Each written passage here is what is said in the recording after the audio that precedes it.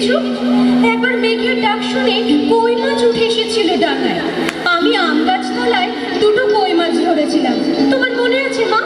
মনে আছে আলী সাহেবের বাগানের সেই নারকল চুরি করে আনিনি মা, মাটিতে পড়েছিল, কেউ দেখেনি।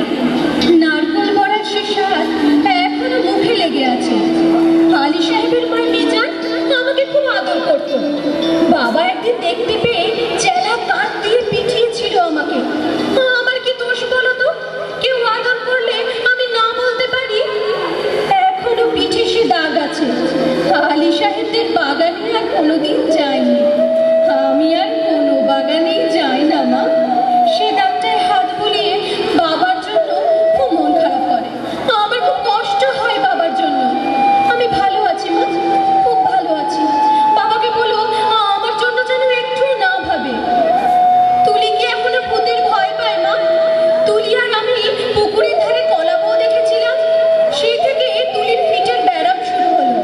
দাদা সেই কলা মা ওকে বলো আমি ওর উপর রাগ করে নেই।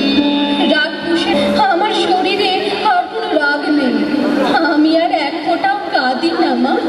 মা জানো আমি রোজ দোকানের খাবার খাই, দোকান থেকে মাংস এনে আমাকে দেয়। আমি মাংস মুখে দিই আর আমার তুলি কালো কুলু এদের কথা খুব মনে পড়ে।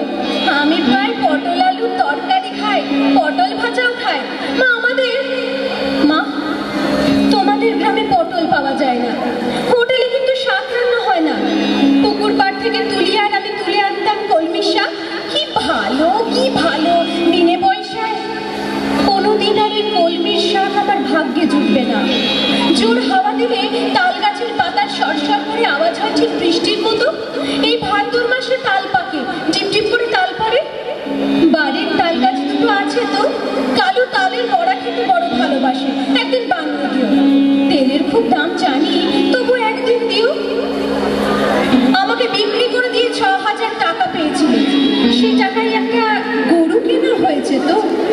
সেই গরুটা ভালো দুধ দেয়। আমার মতন মেয়ের চেয়ে গরু অনেক ভালো। গরুর দুধ বিক্রি করে সংসারে সুসার হয়, গরুর বাছুর হয়, তাতেও কত আনন্দ। বাড়িতে কন্যা সন্তান থাকলে কত জ্বালা। দুবেলা ভাত দাও রে, শাড়ি দাও রে, বিয়ের জোগাড় করো রে, হাবলু মিজান শ্রীধরদের থাবা থেকে মেয়েকে বাঁচাও রে। আমি কি বুঝি না? সব বুঝি মা, সব বুঝি। কেন আমার বিক্রি করে দিলে তাও তো বুঝি। সেজন্যই তো আমার কোনো রাগ নেই মা, কোনো অভিমান নেই। তোমরা ওই টাকায় বাড়ি ঘর সারিয়ে নিও, কালো ভুলুকে স্কুলে পাঠিও, তুলিকে ব্রজের ডাক্তারের ওষুধ খাইও। মা তুমি একটা শাড়ি কিনো, বাবার জন্য একটা ধুতি, আর দাদার একটা ঘড়ির বড় শখ। তাকে ও টাকায় কুলোবে? আমি কিছু টাকা জমিয়েছি, সোনার দুল গড়িয়েছি জানো মা। আমার খুব কষ্ট হয় তোমাদের জন্য, আমার খুব মন কেমন করে মা। তোমরা ভালো থেকো, তোমরা আমার জন্য চিন্তা করো না। আমি আমার মতন করে। একদিন আকাশে খুব বৃষ্টি জমেছিল, দিনের বেলা ঘুরঘুরটি অন্ধকার, মনটা হঠাৎ কেমন কেমন করে উঠল।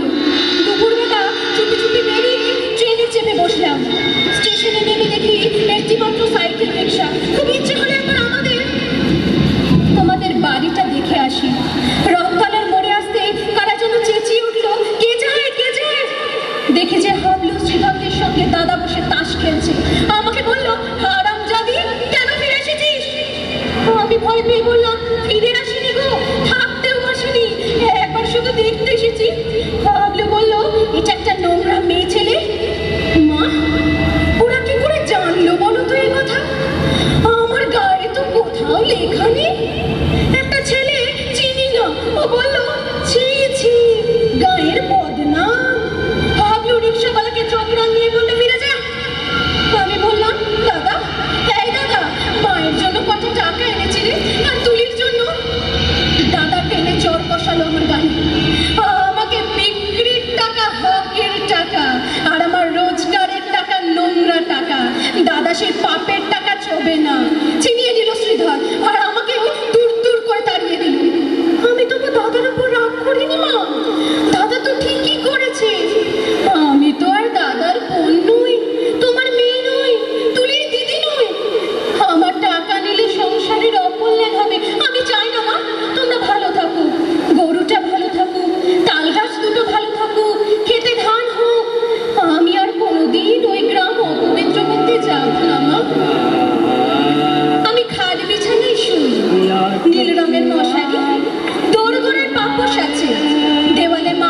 ছবি